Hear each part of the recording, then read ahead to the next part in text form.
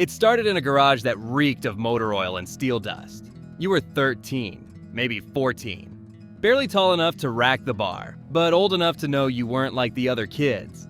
While they were out trying to learn tricks on skateboards or chasing girls at the pool, you were behind your uncle's house in a sweatbox gym with a concrete floor that cracked in winter and flooded in spring. You picked up a bent barbell that hadn't seen chalk in years and tried to deadlift what a grown man would struggle with. No warm-up, no form, just ego and metal. You didn't make the lift. You shouldn't have even tried. But something in the way it almost came off the ground flipped a switch. You weren't trying to get stronger, you were trying to matter. You didn't care about aesthetics. You didn't want abs. You wanted gravity to lose, every time.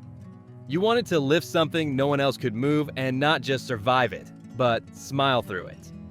You started watching old grainy videos. Kazmaier, John Paul, Magnus Ver. Freaks who bent bars and screamed at the sky. You didn't see athletes, you saw gods. And you told yourself, I can become one too. Not overnight, not next year, but eventually. The kind of belief that only works when you're too young to understand how delusional it really is. So you trained. Alone. In silence. In hoodies soaked through with old sweat. You squatted until your legs went numb. Benched until your rotators begged you to stop. You didn't listen. The pain was proof you were on the right path. Your friends laughed when you said you wanted to be a strongman. They said nobody even watches that stuff. They said it's not real money, but you weren't chasing views. You were chasing the silence between reps, the stillness after a PR. The moment when your body felt like it became the bar. Food became fuel, you weren't eating anymore, you were feeding. Peanut butter sandwiches at midnight, cheap steak 3 times a day, 5 protein shakes between. You didn't care about taste or texture, it was about mass. You gained 40 pounds in 1 year and started looking like a mistake of nature. Broad shoulders, thick traps, veins that looked like topographic maps. You were proud of it. Proud when people stared.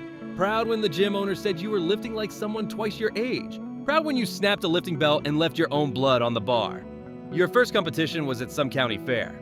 Middle of nowhere. Dusty parking lot. 1 judge, 2 volunteers, a crowd that didn't know the rules but liked yelling. You flipped a tire the size of a small car and blacked out halfway through the medley. When you came to, they told you that you placed 3rd. You didn't care.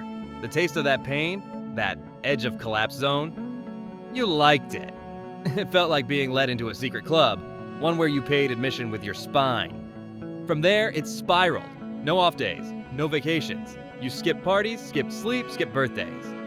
Every minute was either training or recovering. You started logging your workouts in a beat-up notebook with smeared ink and torn pages. Max attempts, misses, what supplements you took, what you ate, when you cried after failing a lift. That notebook became your Bible, your altar, your confession booth, every number a prayer, every scribbled note a warning. Don't ever go back to normal. People started calling you strong. Said it like it was your whole identity, and you let them. Because the truth was, being strong was the only thing that made you feel real. Everything else, school, dating, even your own reflection, felt like fiction. But that barbell, that was honest. It didn't care if you were tired or heartbroken or broke. It just asked, can you lift this? And every time you said yes, you became someone. Even if it meant bleeding. Even if it meant limping home in silence. You told yourself strength would save you. You didn't realize yet, it would also cost you everything. It's not the PRs that break you, it's the mornings after. When your fingers can't close all the way. When your spine hums like an old machine and your knees whisper threats every time you take a step. Nobody sees those mornings. Nobody claps when you wake up in pain, roll out of bed sideways, and drag yourself to a gym with flickering lights and busted floor tiles.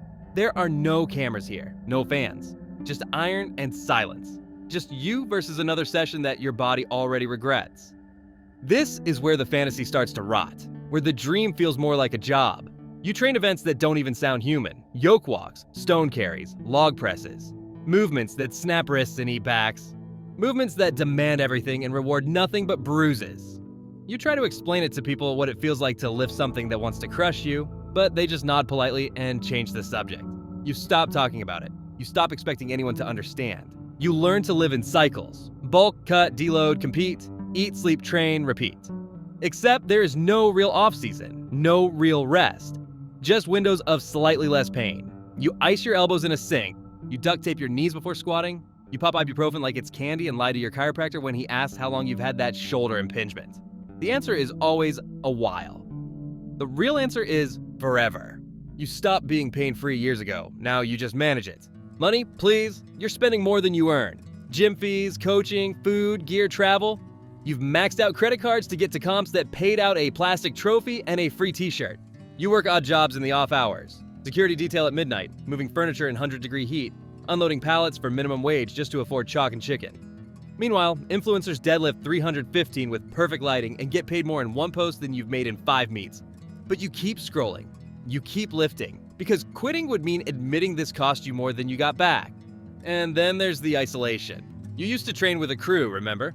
A pack of guys just as dumb and obsessed as you? But they faded. One to a job, one to injury, one to a girlfriend who finally gave him an ultimatum. Now it's just you and the bar. You catch yourself talking to it sometimes, swearing at it, apologizing to it. You call that focus, but deep down, you know it's loneliness in disguise. You sacrifice more than strength, you miss weddings, you miss holidays, your mom stops asking if you're coming home because she already knows. You explain it's for training, but really it's shame. You don't want to answer questions. Don't want to explain why you're still chasing a goal with no paycheck, no certainty, and no backup plan. So you disappear into your world of numbers, percentages, loading schemes, and pain thresholds. No one sees the meals eaten standing up, the back cramps that wake you at 3 a.m., the way your body tenses before every single rep. Not out of fear of failure, but fear of something snapping. You've become fluent in pain. You measure progress in what doesn't hurt today. You call that victory. You keep going, not for glory, not even for pride. You go because stopping would mean admitting that this brutal, thankless, punishing grind was all for nothing. That the strongest version of yourself was just a ghost you invented to outrun being ordinary. And that's a truth you're not ready to face. Not yet. At some point, people start noticing. Not the pain, not the debt, not the bruised joints, but the numbers, the totals, the videos. Someone shares your stone load or log press clip, and suddenly you're getting tagged by strangers. Beast. Monster. Next up. Should feel like payoff, validation, proof that the work meant something, but it doesn't. Not really. It just shifts the pressure. Because now it's not just you chasing numbers in silence. Now there are eyes, expectations, metrics that don't measure heart or pain tolerance, just engagement. You get invited to your first real event, not a backyard show, not a county fair. A sanctioned meet with a crowd, a live stream, and names you've watched for years. You show up feeling like a tourist. Everyone else has sponsors, logos on their singlets, branded banners behind their warm-up areas. You've got chalk-stained knee sleeves and a bag that smells like regret. But you smile, you shake hands. You tell yourself you belong. You don't. Not yet. But that doesn't stop you from trying to prove it. You push past your limits that day. Ignore the knee that's been barking all month. Rip a hamstring on the yoke, but finish the walk anyway. You get through the Atlas Stones with a torn palm and adrenaline fumes. You don't win. You don't even podium. But someone clips your final lift and it goes viral. 10 seconds of grit, pain, and noise. The internet calls it hard. You call it damage. But the comments are kind, for once. And it feels good, dangerous good. That clip becomes your brand. People message you now. Ask about your training, your program, your diet. They say they're inspired. They want to be like you. You laugh. If only they knew. If only they saw the 2 hours of warm-up it takes just to feel human. The hot packs, the tears you blink back every time you walk downstairs. But you can't say that. Not now. You've got a following. You've got traction. You've got to play the game. You start posting more. Not the truth. The version of it people want to see. No failed reps, no blood-soaked socks, just PRs and smiles. You get your first supplement sponsorship. It pays in protein powder and discount codes, but still, it's something. You're becoming a name, a brand, an image. And with that comes the biggest lie, that you're okay. You start lying to everyone. Coaches, friends, yourself. You say you feel good. Say the plan is working. Say you're stronger than ever. Meanwhile, your shoulder clicks every time you breathe. You can't turn your neck without pain. You haven't had a real night of sleep in months. You measure recovery and caffeine in denial. But you still show up. You still perform. Because now people expect you to. You thought being strong meant owning your body. But now your body belongs to everyone else. To the camera, the sponsors, the algorithm. You're not training anymore. You're performing. Always. And every lift carries the same silent fear. What happens if you fail now? What happens if they stop watching? You wanted to be a legend. But somewhere along the way, you became content. A face on a flyer, a walking hashtag. And worse, You started to believe the hype, even as your body quietly started breaking down. It doesn't happen during a max out, not during a competition, not even under heavy weight. It happens on a Tuesday in a quiet gym. You're warming up with plates that used to feel like feathers. And then, something slips.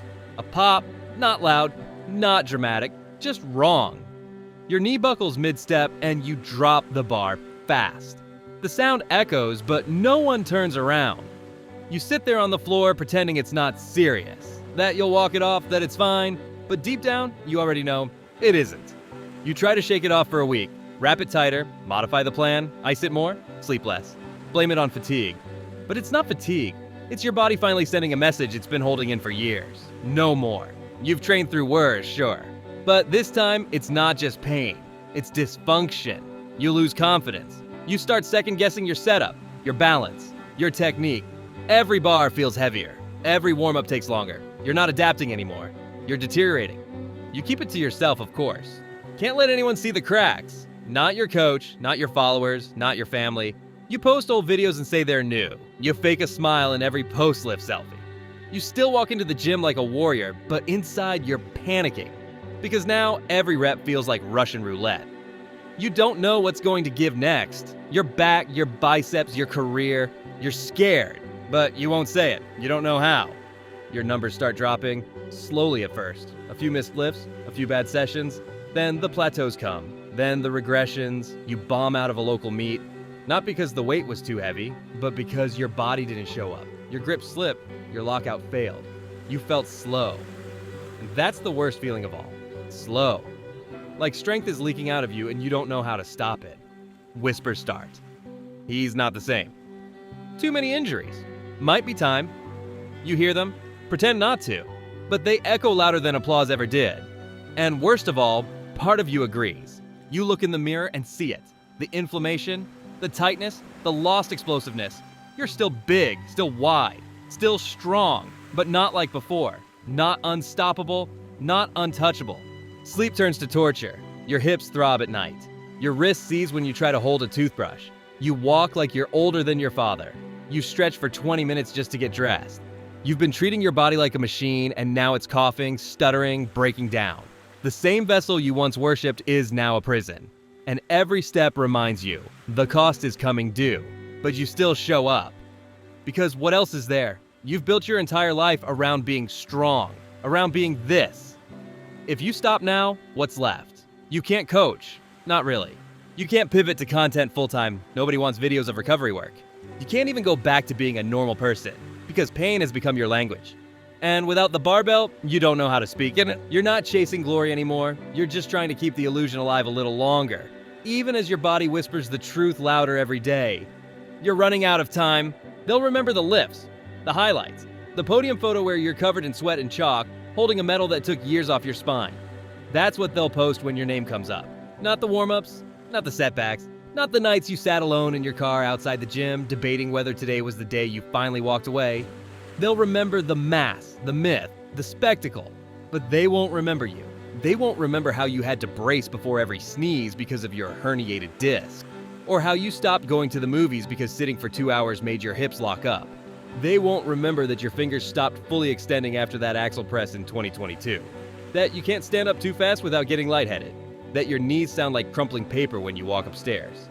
These are the details they never see, the parts you never post, the pain that doesn't go viral. They'll say you were built different, that you were the toughest guy in the room. They'll call you a beast, like it's a compliment. They won't know how much that cost. How being the strong one became a role you couldn't quit. You were the friend people vented to but never checked on. The guy who could handle it. The one who never asked for help. You wore that like armor until the weight of pretending started cracking your ribs. Even now, people still ask when you're competing again. Like you didn't just walk away broken. Like you didn't spend the last 6 months in physical therapy learning how to bend over without blacking out. They say, you still look strong though, and you nod because that's easier than explaining how much of your strength was stolen and how much more you gave away willingly. For applause, for legacy, for silence. You keep a drawer full of medals that mean less to you now than your first lifting notebook. That notebook still smells like gym chalk and sour Gatorade. It's stained and torn and half the pages are unreadable. But when you hold it, you remember who you were before this all became about status. Before every meet felt like a referendum on your worth. Before your body became your prison. There's no farewell tour, no standing ovation. You just stop showing up, quietly. You cancel your gym membership, sell your stones. Your belt sits in the closet stiff with age. You still get the itch sometimes. You still grip a shopping cart like it's a farmer's handle. Still calculate how much the box of water jugs weighs when you pick it up. But you don't train anymore. You can't. You're not recovering. You're surviving. You walk differently now. Slower. But you carry something most people never will. The full cost of chasing greatness with nothing but your hands and your will. You know what it feels like to push beyond what's safe, to touch the outer edge of what a human body can do, and then pay for it every day after. They'll forget your numbers. They'll forget your name. But your body will remember. Every scar, every pop, every breath you held before a lift that almost broke you. And that's why it sucks to be a strongman. Because no matter how strong you were, the weight never stops asking for more. And eventually you break.